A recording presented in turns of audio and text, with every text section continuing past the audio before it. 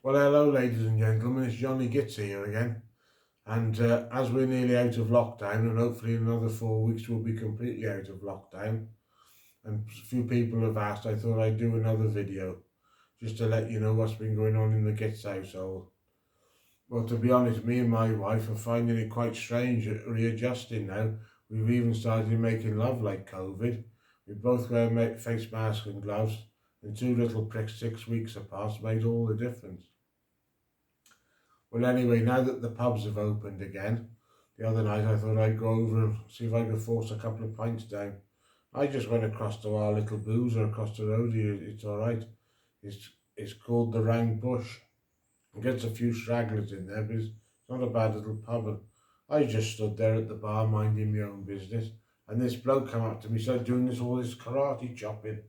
And I said to the barman, I said, "Is that kung fu?" He said, "No, he's only had 2 pints." And while I was there, I bought an alcoholic ginger beer. I don't think his wife was very happy, so I thought I'd better sod off. So I went and sat down with my cider and just sat there minding my own business. And this little tart comes up to me, and there was definitely a buzz between us. And I said, "You can put that back in your handbag for a start off." And she put her hand down my trousers. She said, "Yours or mine?" I said, "I think you'll find that's mine." Anyway, I have to be honest, ladies and gentlemen, because I haven't been to the pub for so long as I've been shut. I did have rather a lot to drink and got very, very drunk. And I woke up the next morning in this piss-stained bed with this great big lump next to me, and the room was filthy. There was coke cans everywhere. And I thought, well, at least I've made it home. Anyway, the missus said, she said, "Where did you go last night?" I said, "I just went across to the bush for a drink." She says, talking of the bush, she said, "With all this hot weather," she said, "I want something new with mine." I said, "Well, what you thinking like?" She said, "Well, could you, trim it a bit and cut it into an arch shape?" I said, "Well, I'll give it a go, like. Anyway, I managed it. It looked quite good, but I doubt I've wrecked my strimmer. But I'll have to get a new one, and she's moaning she hasn't got enough outdoor interest. So I'll get her a lawnmower as well while I'm there. Anyway, this farmer, all his animals had died on the farm. He couldn't afford to buy any food for them, and all that was left was one duck.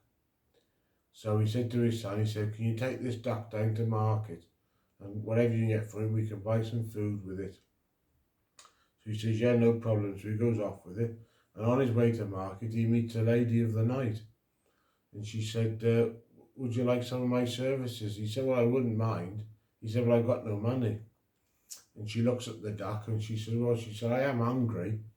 So she said, "What if I give you one for the duck?" He said, "Okay then." So they have sex and he gives her the duck. Anyway, she says, "You know what?" She says, "I enjoyed that so much." She said that I'm going to, "Would you like to do it again and I'll give you the duck back?" He says, "Yeah, okay then." So they do it again and he gives her the duck back. Just now this duck waddles off and goes outside and gets run over by a lorry. Anyway, the lorry driver came in, he felt a bit guilty, so he gave the lad 25 quid.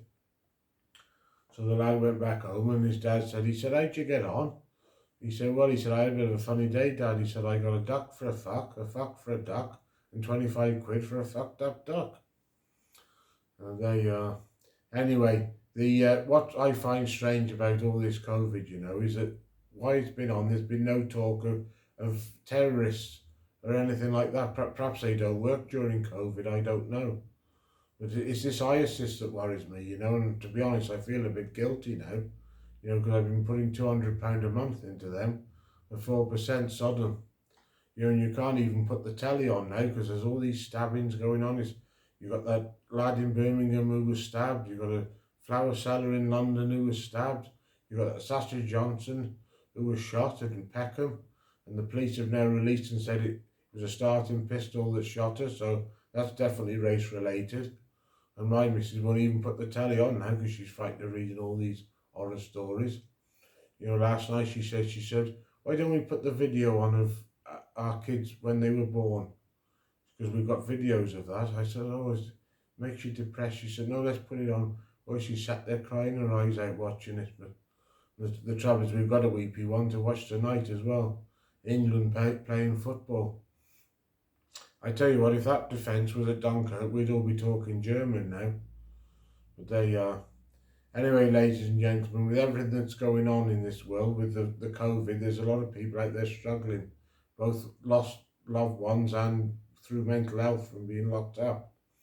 And just remember, a friend in need is a good man to keep away from your wife. And ladies and gentlemen, just remember, don't take life too seriously, because you're not going to get out of it alive. Think about it. Look after yourselves. Take care. Ta-da.